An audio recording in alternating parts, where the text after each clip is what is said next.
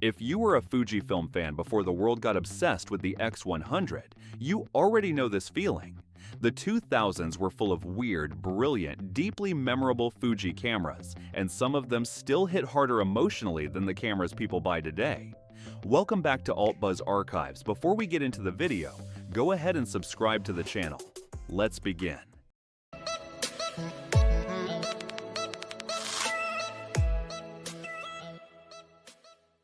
At number 5, we have the Fujifilm FinePix F200EXR, and this one is easy to underestimate until you understand what Fujifilm actually hid inside it.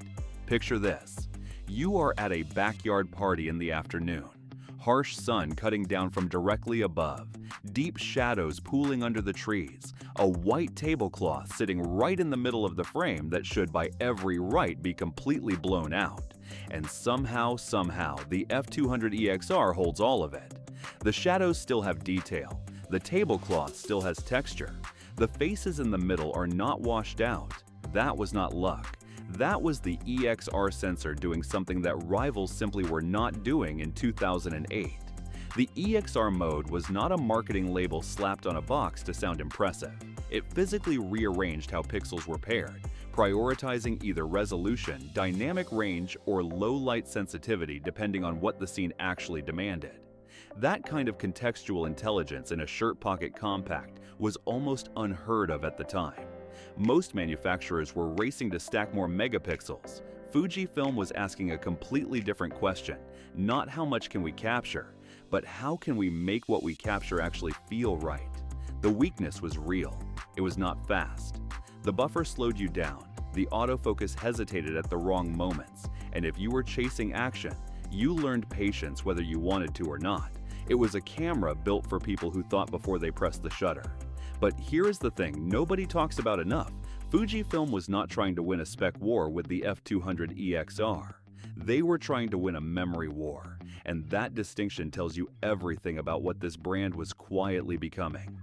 If you are new here and this kind of camera history is your thing, hit subscribe. We go deep on the cameras that actually mattered, and we are just getting started. At number 4, we have the Fujifilm FinePix S6500fd, a camera that had absolutely no business being this ambitious, and that is exactly why people still remember it. Imagine sitting somewhere between a point-and-shoot and a full DSLR, wanting more control than a compact could give you, but not yet ready to commit to carrying a full camera bag everywhere you went. The S6500fd understood that gap. It sat in it deliberately and made it feel intentional. A 10.7 times optical zoom. Face detection at a time when face detection was a genuine conversation starter.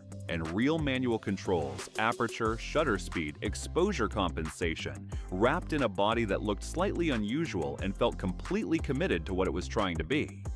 The FD in the name stood for face detection, and in 2006, that feature alone made people stop in the camera aisle. But the camera also had something that a lot of enthusiast bridge cameras of that era lacked: personality. It was not trying to look like a DSLR. It was not pretending to be something else. It was a bridge camera that wore its identity without apology. Think about a school play. Bad stage lighting, kids moving at random, no flash policy, parents crammed into folding chairs trying to get one good frame from 30 feet back. The S6500fd let you zoom in, lock a face, and at least try, which was more than almost anything else in its price range was willing to offer outside of professional territory. The honest limitation was noise above ISO 400. Above that, the small sensor started reminding you of its boundaries, and the magic thinned out quickly. But in good light, this camera gave enthusiasts a real creative reach that felt genuinely earned. Bridge cameras never got the credit they deserved, and this one is proof of exactly that. Most people wrote off the category. The people who owned this camera quietly knew better, and that quiet knowing, that sense of being in on something the crowd missed, is a feeling Fujifilm kept delivering throughout this entire era. At number 3, we have the Fujifilm FinePix S100FS, and this is where the list shifts from ambition to something closer to a statement. Fujifilm built this camera in 2008 as if they had a point to prove.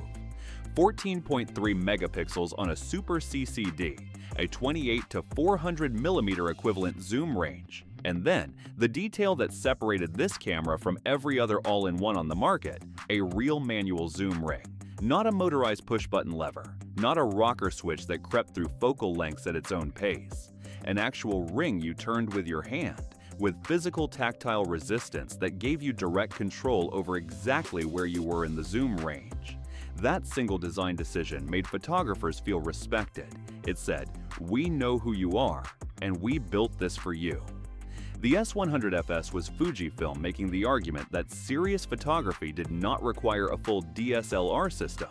You could have manual controls, a wide telephoto reach that covered almost any situation, and the kind of image character Fujifilm was already becoming known for, all in one body, without the bag, without the lens collection, without the system cost. For a certain kind of photographer in 2008, that argument landed hard. These were people who wanted creative depth without operational complexity. The S100FS gave them a real answer. The weight was the honest trade-off. Heavier than you expected for something that was not a DSLR, and in genuinely low light the smaller sensor made its presence known. But on the right day, in the right conditions, this camera produced images that stopped people cold. It had scale. It had seriousness. It had the kind of design confidence that made you feel like Fujifilm was not guessing. They knew exactly what they were building, and they built it without flinching. From here, the list stops being about ambition and starts being about legacy. And if you have not subscribed yet, now is a genuinely good time, because the top 2 cameras on this list are where the real Fujifilm story begins. Before we get to the top 2, a quick word for the people who want to go deeper on content like this. The AltBuzz Archives community is open right now. Core members at $7 a month get early access and exclusive content before it goes public. Elite partners at $20 get everything, plus direct input on what we cover next. If you are the kind of person who watches a video about legendary 2000s era Fujifilm cameras and wants more of exactly that, this community was built for you. Links are below. It is a real community of people who care about cameras, not just spec sheets. At number 2, we have the Fujifilm FinePix S5 Pro, and this is the camera that gave the phrase Fuji color its actual meaning. Working photographers chose this camera over bodies that cost twice as much. Not because of autofocus speed, not because of burst rate, not because of any single number on a comparison chart. They chose it because of what it did to skin. The S5 Pro was built on a Nikon F-mount body, which meant it accepted a full Nikon lens system, but the sensor inside was pure Fujifilm. The Super CCD SR2, a sensor architecture that used 2 photodiodes per pixel, one to handle normal exposure, and a second, smaller one that stepped in specifically when the highlights started threatening to blow out. The result was a dynamic range that portrait and wedding photographers recognized the first time they pulled their files into editing. Skin tones did not clip. Wedding dresses held their detail in direct sunlight. Golden hour light stayed golden instead of turning into a blown-out smear at the edges of the frame. This was not a software fix. This was not a recovery slider doing the work after the fact. This was the sensor itself protecting the tonal relationships between a well-lit face and the bright open sky sitting behind it. Fujifilm had identified the specific problem that made portrait photography difficult in mixed light, the moment when the highlight wants to sacrifice itself to expose the shadow, and they built a hardware solution for it. That was not a small thing. That was the kind of engineering decision photographers talked about in forums for years afterward. Imagine a wedding photographer who switches to the S5 Pro mid-season after seeing a colleague's files from a single outdoor ceremony. By the end of that year, she has turned down the opportunity to go back to her previous system. The color is not something she can explain to clients in technical language, but she can show them.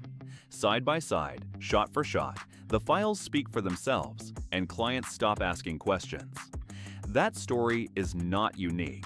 It happened to photographers all over the world during the years this camera was in production. Fujifilm did not invent color. They treated it like it was worth protecting. There is a difference, and the S5 Pro is the proof. Subscribe if this kind of depth is what you come here for, because this channel exists for exactly this conversation.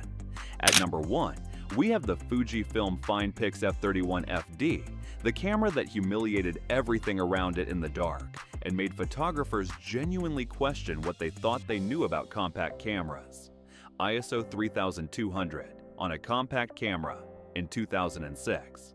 That combination was not supposed to exist at a usable quality level. Every other compact camera in that era fell apart somewhere between ISO 400 and ISO 800. The noise became harsh, digital, the kind of texture that reminded you the camera was struggling rather than succeeding. The F31fd kept going past the point where everything else gave up. ISO 800 was genuinely usable. ISO 1600 was good, not acceptable, not passable, actually good. And ISO 3200 was something you could look at, evaluate, and in the right context actually print. That was not supposed to be possible at this price point, in this body, in this era. The reason it worked came down to the 6th generation Super CCD and the image processing engine tuned specifically around how Fujifilm understood noise. They did not try to eliminate noise by aggressively smoothing it out the way most compact manufacturers did. They let it breathe. The noise in F31fd files had grain structure, not random digital speckling, but something closer to the character of film grain. Warm, textured, present without being destructive. Photographers who lived and worked in low light, music photographers, event photographers, documentary shooters recognized immediately what they were looking at. This was a compact camera that understood how light actually behaved in the places real people actually took photographs. Not in a studio, not in daylight, in the messy, underlit, beautiful reality of where life happens. The design told you nothing.